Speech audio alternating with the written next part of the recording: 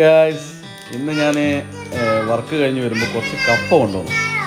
അപ്പോഴതാ ഒന്നും പറയണ്ട, എന്താണിത് കപ്പ കൊണ്ടുവന്നിട്ട് എന്താക്കാനാ എങ്ങനെയാണെന്നൊക്കെ ചോദിച്ചിട്ട് ഞാൻ പറഞ്ഞു, മോളെ എല്ലാ ദിവസവും നമ്മൾ കപ്പ പുഴുങ്ങിയതല്ലേ ഉണ്ടാക്കാം, ഒരു കാര്യം ചെയ്യും, ഈ കപ്പ പുഴുങ്ങിയിട്ട് അതിൽ പാലൊഴിച്ച് പാൽക്കപ്പ നമ്മൾ ഷെഫുള്ള ഉണ്ടാക്കുന്ന കണ്ടില്ലേ, ആ ഒരു രീതിയിൽ നോക്ക്. പക്ഷെ ആ രീതിയിൽ ആവില്ല, എന്നാൽ പോലും നമ്മൾ ആ ഒരു സ്റ്റൈലിലേക്ക് കൊണ്ടുവന്ന് നോക്കുന്നതാണ്. അപ്പോൾ നോക്കാം, അങ്ങനെ യൂട്യൂബൊക്കെ നോക്കി വായിച്ചു എങ്ങനെയൊക്കെയോ ഉണ്ടാക്കി തന്നു.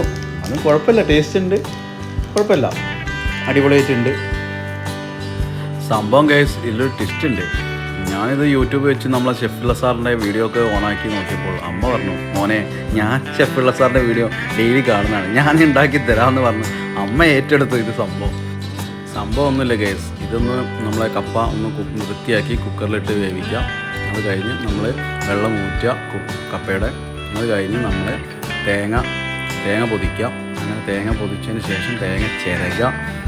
തേങ്ങ പൊതിക്കുമ്പോൾ തന്നെ ഒരാളവിടെ നോക്കുന്നുണ്ട് തേങ്ങ വെള്ളത്തിന് വേണ്ടിയിട്ട്. അങ്ങനെ തേങ്ങ പൊതിച്ചിട്ട് നമ്മൾ മിക്സിയിലിട്ട് ഒന്ന് ഗ്രൈൻഡ് ചെയ്തെടുത്തിട്ട് ശേഷം നമ്മൾ തേങ്ങാപ്പാൽ എടുക്കാം.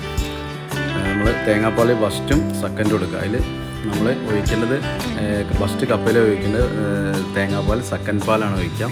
അത് കഴിഞ്ഞിട്ട് ഒന്ന് തിളപ്പിക്കാം. അത് കഴിഞ്ഞ ശേഷം നമ്മൾ ഓഫ് ചെയ്തതിന് ശേഷം നമ്മൾ ഫസ്റ്റ് പാൽ ഒഴിക്കാം.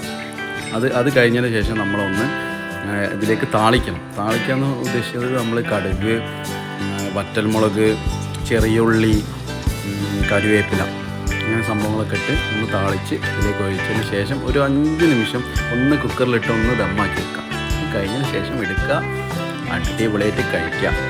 നമ്മൾ നല്ല ചിക്കൻ കറിയും ബീഫ് കറിയും അതിൽ ആണ് കഴിക്കാറുള്ളത്. പക്ഷെ ഞങ്ങൾ ഇന്ന് കഴിച്ചത് വൈകിട്ട് ചായയുടെ കൂടെയാണ് കഴിച്ചത്. അപ്പോൾ ചിക്കനും ബീഫൊന്നും ഇല്ല.